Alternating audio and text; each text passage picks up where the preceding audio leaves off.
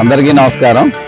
ఈరోజు విమాన్ నగర్ ఇక్కడ మేరు సహిత కనకదుర్గ అమ్మవారి ఆలయం వెలిసినప్పటి నుంచి 2 సంవత్సరాలు అయిన తర్వాత ఇక్కడ ద్వితీయ వార్షికోత్సవం సందర్భంగా అమ్మవారిని దర్శించుకోవడం జరిగింది.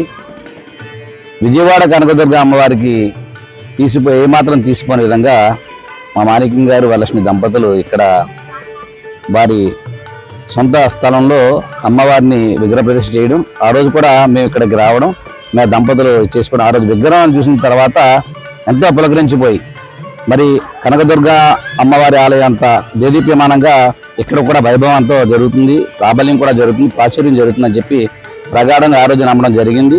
ఈరోజు కూడా చూస్తే మకరతోరణంతో అమ్మవారు ఎంత బాగున్నారంటే నిజంగా తల్లి దేదీప్యమానంగా ఉన్నారు. ఇలాంటి ఈ ఆలయం 90 వార్డులో ఇక్కడ ఉండడం, 90 వార్డులో ఉండడం ఇది నిజంగా మా అదృష్టంగా భావించాలి.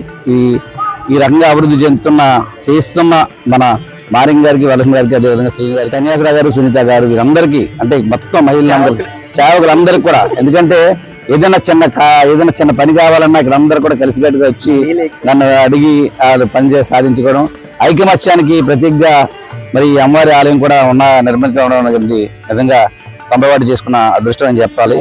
నిజంగా ఈ ఇంత దేదీప్యమానం వెళ్ళడానికి ఈ ఆలయం ప్రసిద్ధి చెందుతుందని చెప్పి ప్రగాఢంగా నమ్ముతూ అందరికీ కూడా ఈ సందర్భంగా హృదయపూర్వక నమస్కారాలు తెలియజేసుకుంటూ ధన్యవాదాలు. నమస్కారం.